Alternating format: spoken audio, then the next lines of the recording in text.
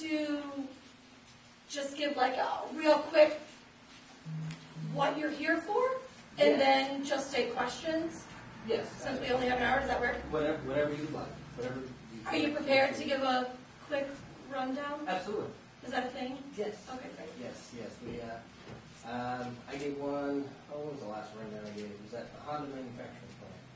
So that was a little more. Almost as important as us. That was but like- super intense, you know. But this is on the main precipice. So there's 3 documents that I have attached. So 2 of them are a economic proposal. So the first one's for the town hall. Second one is for the police station that you have. Both of them are 13-page documents. And then the last bit of information, just with the blank Emergent Solar Energy logo, is all of the components that we use. So what type of modules we would potentially use, and the inverters and the warranties behind them. I know that was a big thing, was power output warranties and ensuring that whatever is being produced is going to be used through the town hall and the police station as well. So first one, we'll take a look real quick at the town hall. On it, it's prepared by Jeremy Lipinski. Jeremy Lipinski is my father. I prepared this document. He's blessed off on it. So we have little checks and balances in the Emergent Solar household. So based off of the kilowatt hours that this. Hey, Zach, can I interrupt you? Oh yes, yes, ma'am. Would you mind grabbing that, or I can grab it, I guess I can do it. I was just gonna put this microphone next to you, that way it's not so loud, and you have to turn it on and on. I mean, you can hold it if you want like. You can dance while you're posing, whatever you want. I feel like my frat days. Do it. All right, so the first document in regards to the town hall. So the power rating for the proposed solar array is going to be a little bit less than 15 kilowatts. The reason why is 15 kilowatts is because it would offset about 100% of the kilowatt hours that you guys are using on a yearly basis. You can't, to interconnect into the grid, you cannot, according to Duke's regulation, and we're well versed with Duke and dealing with them in interconnection applications, you can't go anything over 100%. So whatever annually kilowatt hours you're using, this is going to match annually kilowatt hours for production. You guys are on single phase, which is great, so you don't have to worry about any 3-phase kilowatt hour charges. That can get sticky, but this is a very simplistic application. On the next page, page 4, will be the general overview of the cost. So the system cost itself is going to be around $43,934. Now this is for everything, as in contracting, as in interconnection application, as in the mechanical install, and turning on the solar array. So this encompasses from the talks as we are now to the end of the bill. Now, based off of the new incentives passed by the Inflation Reduction Act, you guys are qualified for up to a $17,000 direct pay ITC. I know a lot of people ask, well, how do we get a solar investment tax credit when we don't pay taxes? So this is new that was pushed out from the Inflation Reduction Act. So once the array has been contracted, right, in regards to municipals, you take the proposed or the evaluated what the array is valued at. Take that and you take 40% of that the value of the array, and you can use that as a direct payment, as a direct coupon. It's actually paid to you. So you would file with the IRS, whoever does your taxes, or whoever files or does any tax preparation for a municipal. I'm sure you guys have somebody. They would file with the IRS, and then you would get that $17,000 back in a check to the town of Dayton. So that helps offset your rest cost. Also, I put in a REAP grant, a USDA REAP grant, because the population here is less than 50,000. The town of Dayton is considered a rural community. So with that, you guys potentially qualify up to 25% of the project economics. Now, because the numbers here, I put $10,000, simply based off of just being conservative. And then the renewable energy credits, that's $391 for energy that is pushed back into the grid, and then Duke Energy sells it to, say, the household, that's the 3 households across the street. That's they give over 5 years, so the total is $391, or $391. That's over 5 years. Over 5 years span. And after that, they stop it. I'm not entirely sure why they stopped past 5 years. It's just that's how Duke Energy deals with renewable energy credits.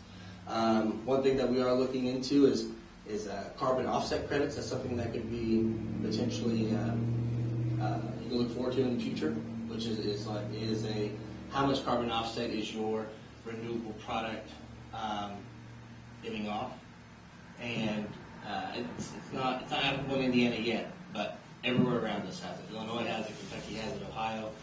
It's a certificate of, well, because you have this many metric tons that you're going to be offsetting over the next 30 years, they give you pretty much money for it.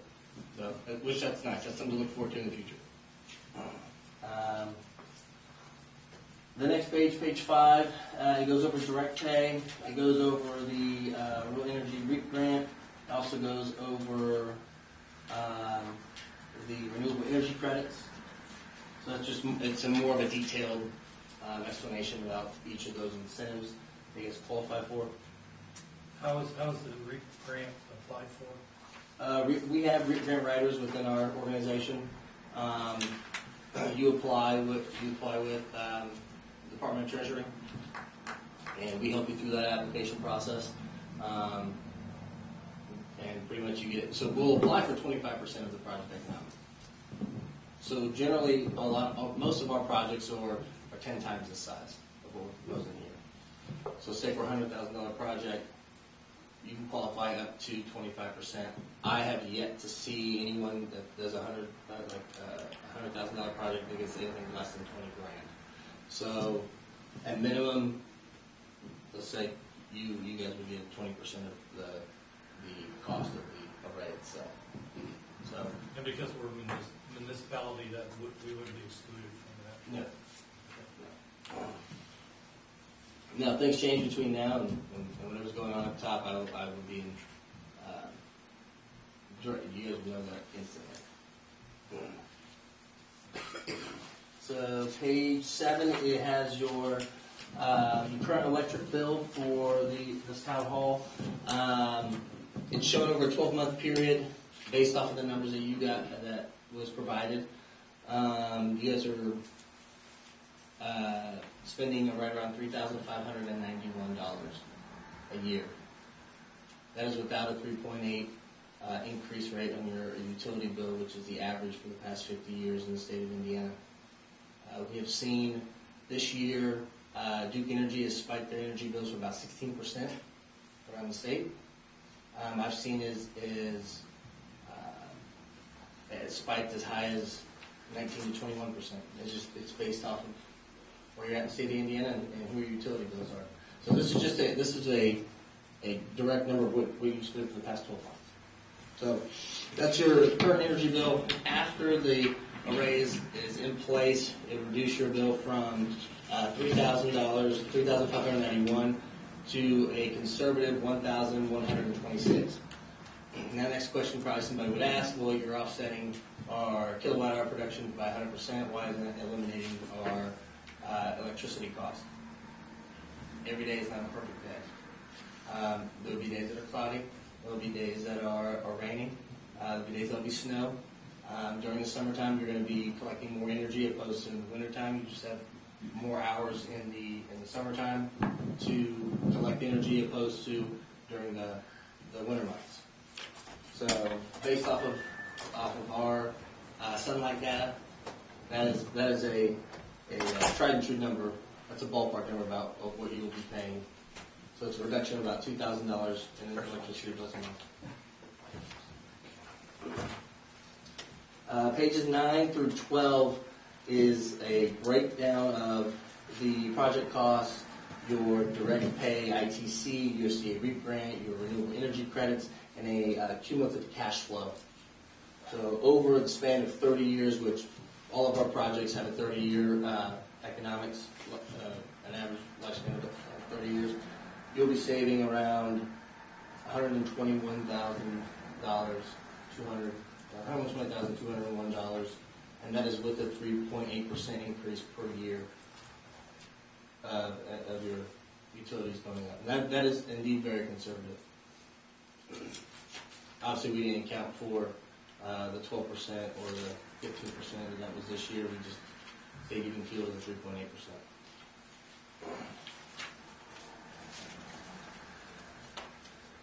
So that is for the town hall.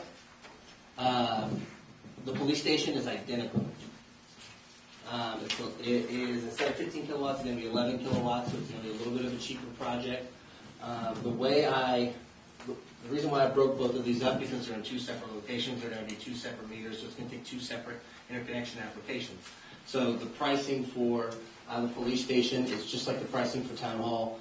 It is, that includes the interconnection application, that includes the mechanical install, that includes getting our engineers having the PE stamps, which is a solar industry standard that's not required in the state of Indiana, but it is something that we have because it is coming.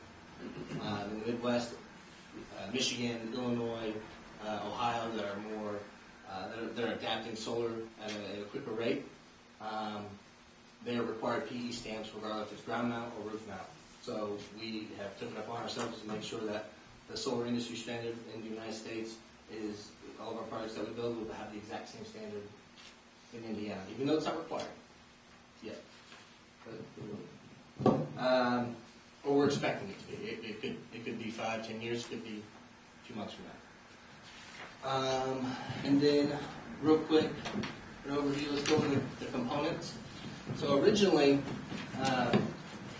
when I was looking into putting in panels for roof mount system here in Town Hall, I was thinking monofacial panels, which do not collect any sunlight on really collect sunlight from direct sun from the sun, and nothing on the back end. After a little bit more research, I have found that based off the racking that I'm going to be using, is very. Actually, I have over there. Here we go. Based off the racking that we're going to be using, it's going to be very much like Bellevue. So we did a project for a municipal for Valparaiso University. The Bellevue down there in Valparaiso, and it will look very similar to that. Those are bifacial modules, or 385s, or there'd be 385 trans if you guys, if there's really not a whole lot of cost difference between the American modules and the Chinese modules. So it'd be either 390s or 385s. The difference is availability. Now we have been very, very lucky to, with our wholesalers, when we order our products, we order at megawatts at a time. So we were able to get the Tier 1 products, Tier 1 modules, Tier 1 inverters that have that 25-year power output warranty, that have the 15-year power output warranty in regards to the inverters. That the best product. What we made. So on the components page, first modules that I do propose, these are my favorite. The Helene modules are made here in the United States.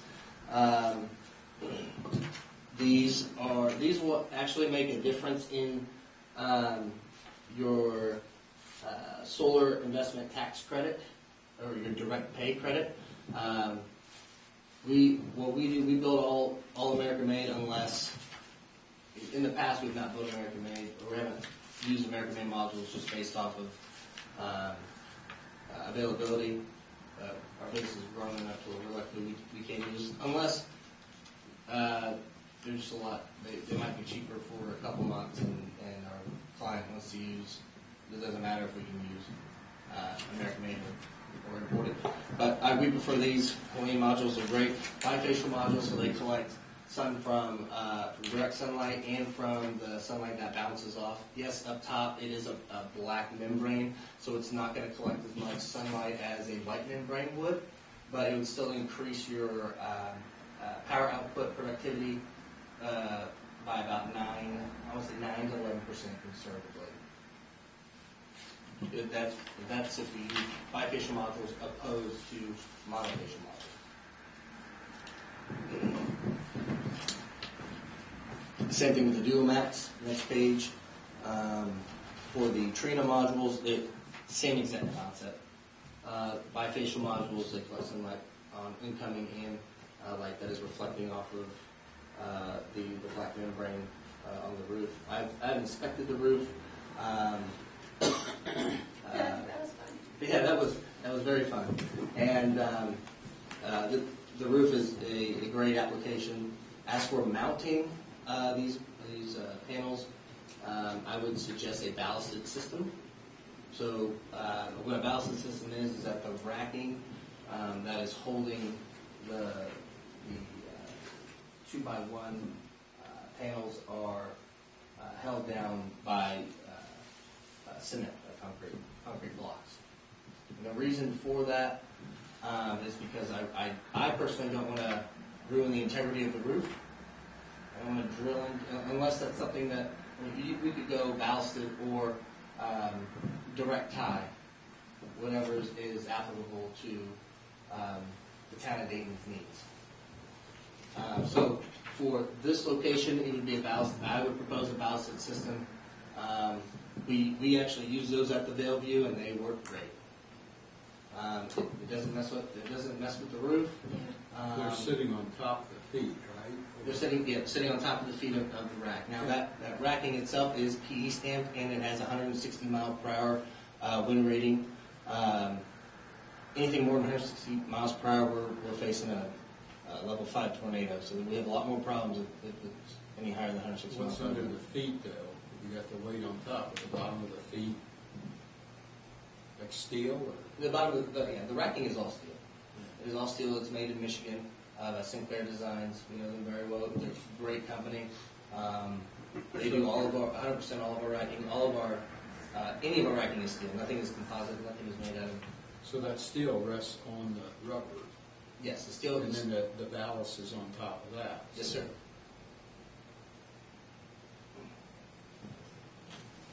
Seems like they make a little path between. I don't know how many mils that rubber is, but it seems like, of course, it shouldn't shift or move at all, probably. Based off the projects that we've done, it's really the mechanical install is very, very simple. It's almost the modules that we're using and the electrical portion is where it can get very. That's where you have to really tailor stuff to each project. But the mechanical install, it's very easy, very simplistic. Anyone can do it. I can show you guys how to do it. I'm just worried about the vibration and the steel feet rubbing against the rubber or something. If it ever moved at all and cutting into the rubber, and therefore That's very valid. leaking. We haven't seen anything for Vailview or any of the projects that we have done for roof mount. They're pretty locked in place. And the ballasted system that we use is the concrete blocks are specifically designed for that rack. Called Skyrack 2.0. I think it's kind of nerdy, but yeah, we just don't buy the blocks from Not some our ugly local cement Lowe's block. and just start laying them down. So it's a great concern. The next page would be the Fronius inverters. So for all the inverters that we use, we like Fronius Primo because they do have a 15-year manufacturer warranty of power output and really, if anything, if we're not converting DC into AC correctly, if it's not, if any sort of manufacturer defect, they have been really, really easy to work with, as in getting inverters on a timely fashion to replace them. Obviously, we stock up we stock our panels over 100% of our projects, because just in case if there was a manufacturing defect, we have them in shop, so we have those inverters on hand as well. So the life of the panel is 30 years, but we would expect the life of the inverter to be less than the life of the panel. So at some point, we would be looking at probably having to replace the inverter Yes, yes. over 30 years. Yes, sir. In regards to, it is a 15-year manufacturer warranty. We have, they have some data saying that anything can potentially last up to 20 to 30 years, but we base everything off manufacturer warranty. So for just off of that alone, it'd be safe to say between that 15-year and 20-year mark, you're going to want to look into another inverter. Now, the inverter, how many inverters are going to go into this array is one inverter for the town hall and one inverter for the ground mount system at the police station. So a total of 2 inverters. 15K. Do you recall what the cost of the inverter was? I do not. I'm not offhand. Not off the 15 kWs.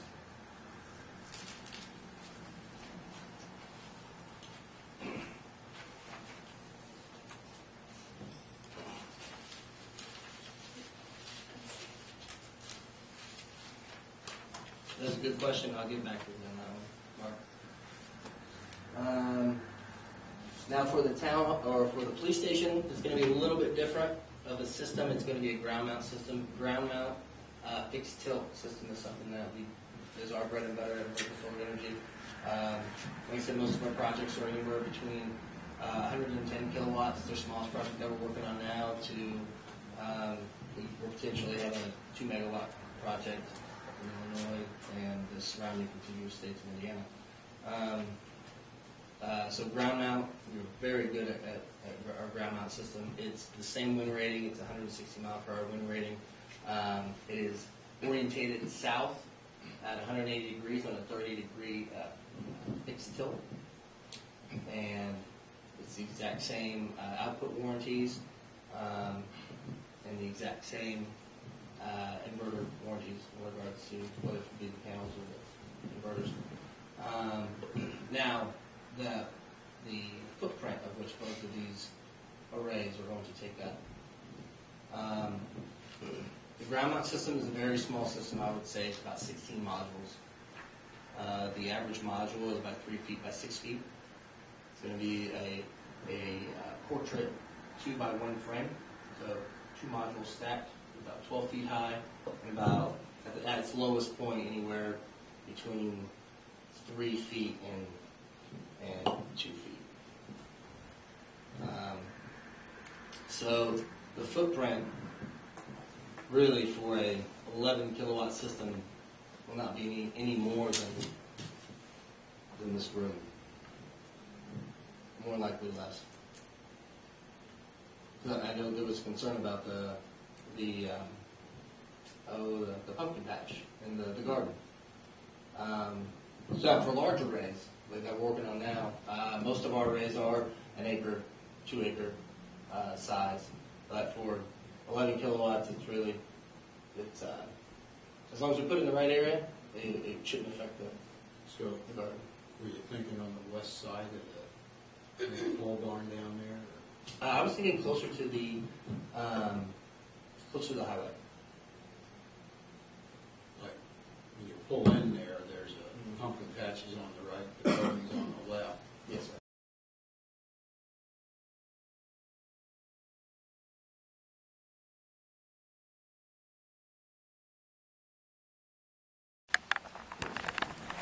But between the two, over 30 years, electric savings for the town of Dayton. So we have at 100,000 for the town hall and a total of 87,000 for the police station. So it's a little under $200,000 over a 30-year period. That town of Dayton could use that money for something else. And according according to this, after 5.6 years, is that right? Yes.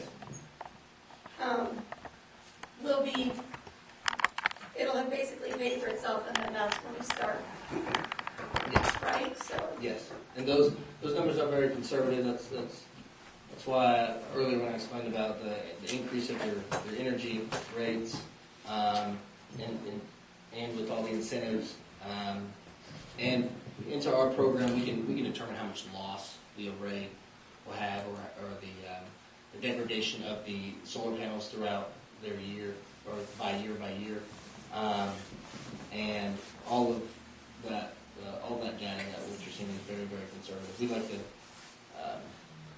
under-promise and over-perform. So, how do you know if a panel is not performing like it should be?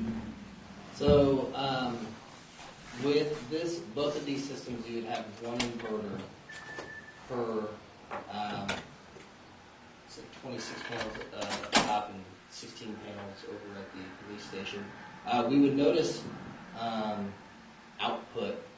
power output deficiencies. We have a tracking system that Feronius Primo also provides for their inverters.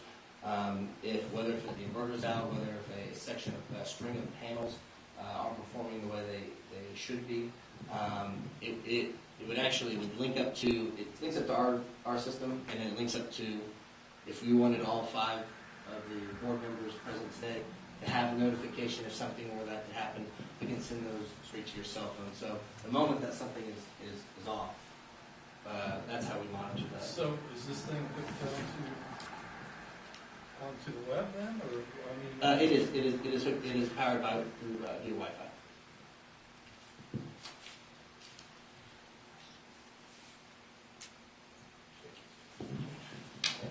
Hi. Quick question. It was sort of glossed over, but is there any cost savings if the roof is painted white? It would increase the production on the back half of those of the modules. It would increase your energy cost.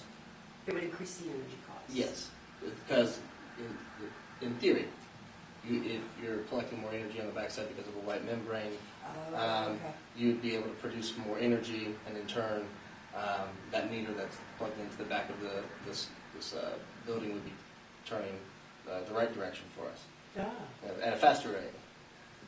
Yes, ma'am. You said that you apply for the grant once you have a signed contract. Yes. Well, can the contract can be contingent on getting the grant? We have not had a situation where that has happened. So it's standard for us to apply for either the grant rate connection application once there's a signed contract in place, because that has to be pushed through the Department of Treasurer, or the Treasurer's Office, the IRS, and Duke Energy, and the City of Lafayette, because you guys are tied onto their grid system. Generally, that's what their prerequisites are, is for to have a signed contract, and with the signed contract, that's where we do all the grant writing, and we help the tax professionals to go through and receiving, whether it be direct pay or the solar ITC or depreciation,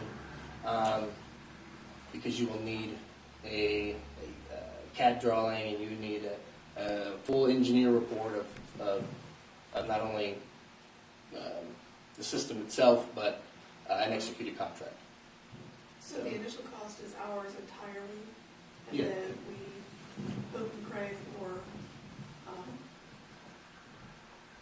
that we get the grants, and then that's a reimbursement to us for whatever we That is, so everything, qualify.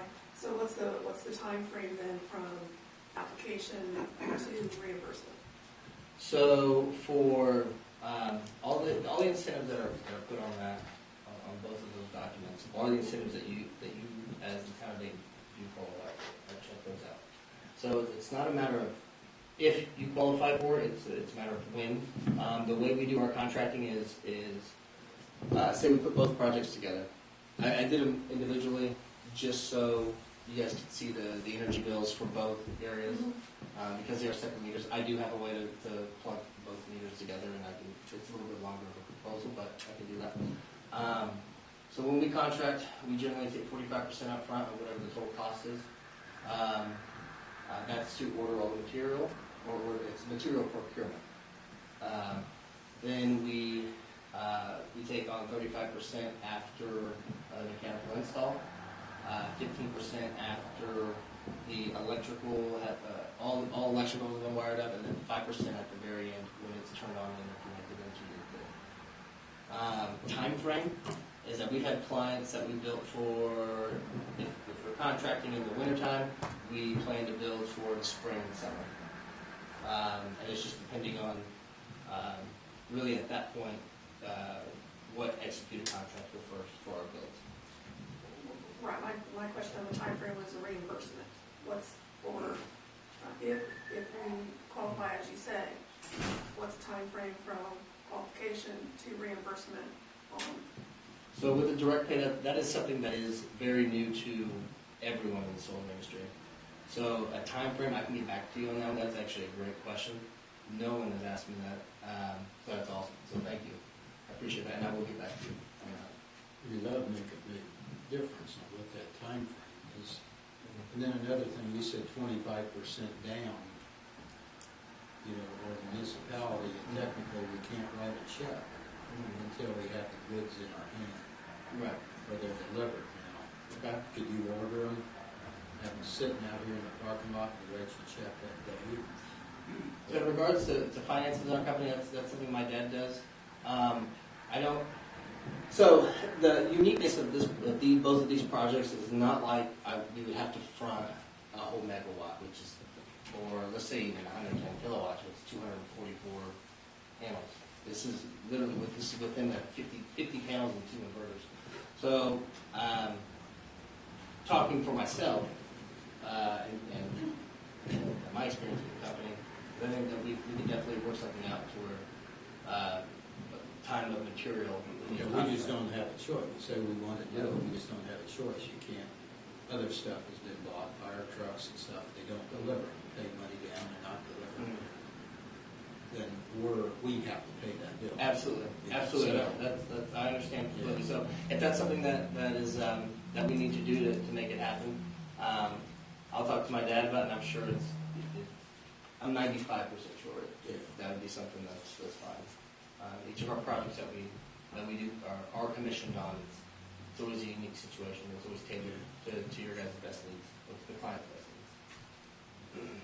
All right, one more thing. So the investment tax credit, it talks about like who qualifies, how they qualify. It says these entities may take direct pay for solar and storage in the ITC and PTC as well as the ITC, PTC when tech neutral starts after 2025. So do you take that to mean we're not really eligible until then? No. So there are a few details that the Department of Energy has yet to roll out in regards to how long the direct payment is going to take place. So, for example, in the state of Indiana, the ITC, the standard ITC, which that's what you guys are qualifying for with the direct pay, was at 26% before the Inflation Reduction Act. Then after the Inflation Reduction Act, it jumped up to 30% for the next 10 years. So they have yet to determine a percentage decline, as in a year 2035, it's going to go from 30% to 22%, 22%. Okay. But all those incentives are indeed accurate. Yes. The adders, so the domestic content you said was fine. Qualified low-income community I think would be fine. But the energy community, this is energy community projects cited in an energy community which includes brownfield sites, census tracts, where a coal mine closed after 1999 or a coal-fired power plant was retired after 2009, or areas where 25% of local tax revenues are related to the extraction, processing, or storage of coal, oil, or natural gas. at any time beginning in 2010. So each of those domestic adders that you were talking about, those are separate prerequisites. So we just wouldn't get that 10%? You would get an extra 10%. So But- say if you guys are sitting in an energy community, as in there's a refinery, a coal plant, or 17% of the population's either income or revenue stream of that town or the city went to like fracking, oil transport, petroleum. That's an additional 10%. Whether it's a low-income community, that's something I have not looked into for the town of Dayton. But if you guys do qualify for a low-income community based off of your guys' population size, then that's an additional 10%. So what I've calculated for was simply for the ITC Okay. and the domestic Okay. domestic content. So potentially Could be more. it could be okay. more. But not, probably not. Okay. Awesome. Jen? Oh, I'm so sorry, Sue. Yeah, I have a concern about the rubber roof. Yes, ma'am. What is the weight of these things that you're gonna put on it? So the weight in total is an extra 4 pounds per square foot. Okay, now most rubber roofs don't have a lifespan of 30 years. How do you go about, and a pinhole would be a problem. Mhm. So how do you know that this roof will be there, and how do you service it? Okay, great question. First, before we would even attempt to build anything up on the roof, we would like to, I guess, see the statistics of how old's the roof, when's the last time it was maintained, who built the roof. That's something that's important. We find that very important in, I guess, in the ag sector. Whether the trusses can hold up an extra 4 pounds a square foot. And so we would take that data and we would apply it to the whole array itself, and then if it'll work, my engineers will bless off on it and it'll work. Okay. But if there's any damage to the roof after the array is placed, and it could potentially affect the array itself or the integrity of this building. In regards to the array, obviously, the town of Dayton would call us, and we would do what is necessary to remedy that problem. If it's something that was caused by either freak accident or whether it be a member of the town of Dayton, that would be something that the town of Dayton would have to remedy. I've always worked with Schaefer Roofing for rubber roofs, Yes, ma'am. and they're excellent. Have you ever worked with them, or? I have not. I have not, but if that's who put up this rubber roof. I don't know. Okay. I have not worked with Schaefer. I have not.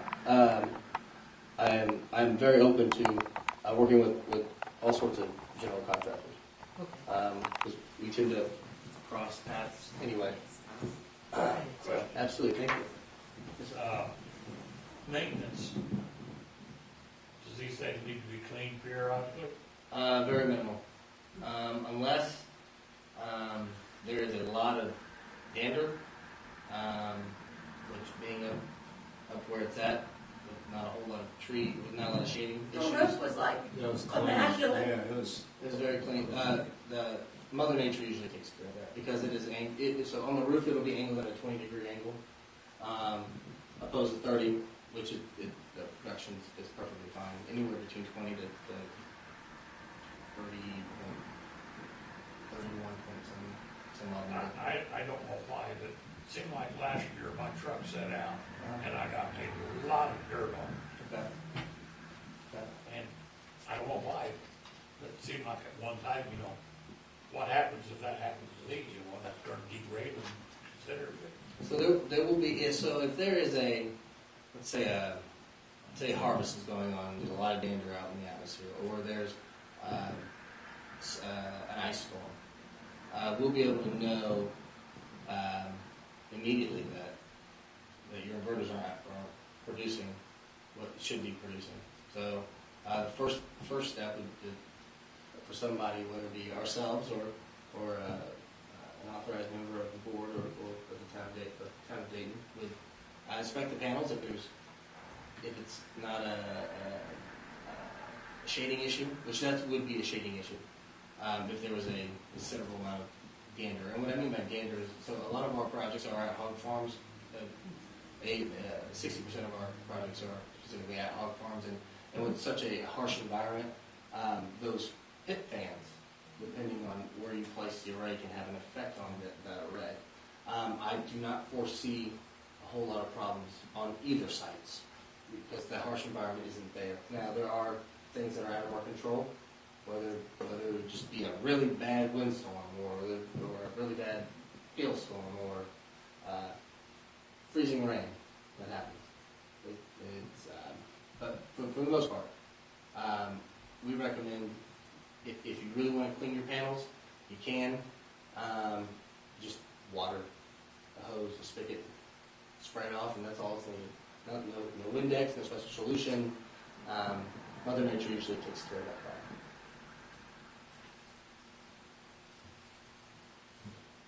Any other questions? And so we get to the end of 30 years. And a lot of us probably want to be here then. Let's say they last. So what happens then? Whoever's here then, they have to start all over, renew process, go through a whole new contract, get all new everything. How does that work? And then, let's say, whatever your answer is, but those have to go. What happens with that? So for the town of Lafayette, there are a couple of companies that do recycle. I did some research on that. There are some companies that do recycle currently, whether it be panels or windmill, I guess non-renewable energy producing products. I'm the second generation at Emergent Solar Energy. In 30 years from now, I won't be running the company. My son and my nephews will. And we do have a policy that if there's a panel that needs to be replaced, we take the old panels. We take our old products and we take them to our warehouse. So those are the two options you can use. And then as in interconnection application, after 30 years, we would have to dig into, so after the first 20 years, there's usually a bi-yearly, or you can work a different application to where whatever your wholesale rate that you're producing for your energy, or a non-renewable producing product, has to be restored, or they usually go by year-to-year basis, as long as the array is still producing and everyone falls within the certain prerequisites for the interconnection application. After 30 years, I would assume there'd just be the same interconnection application evaluation. So then your company would come to us and say, you've reached 20 years, here's something that you need to look at. Absolutely. Or we would need to remember, we would make some sort of note and say, okay, 20 years, and we need to contact them. Absolutely. That's if that's something that you guys require, then 20 years down the road, we can do that. But that's not standard. We have a 5-year workmanship warranty. But the reason why we are so successful is that we sell who we are as people. We form a relationship with our clients to better whichever outfit that we're putting up solar for. So that's something to me. It's something that wouldn't be out of the question. But nobody has ever asked me personally as what do you do with the panels after 20 years? Really, it would just be a mechanical install. We would unplug all of the panels because they're daisy chained together, and it would be one string. Unplug the panels, take the old panels off, do the mechanical install, plug them all back in.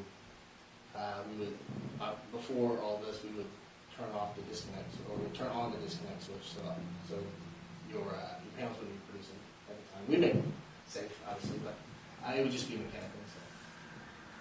And it would just be product of the panels and inverters at that point.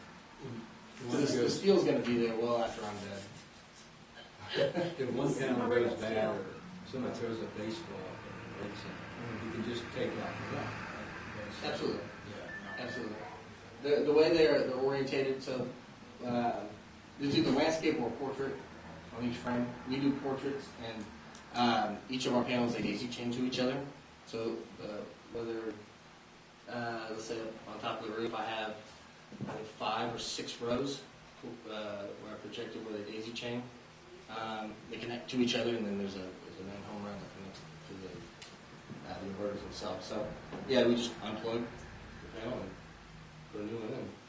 Do you do the ones over on Hagerty for that gas station that's got it all? McCarty. For Circle K? Circle K. Yes, we did that one. Yes, we did. What was your question, Cindy? You said it's cloud-based, so there's software involved? Yes, we just need connection to a Wi-Fi. Okay, so does that software ever need updated, or?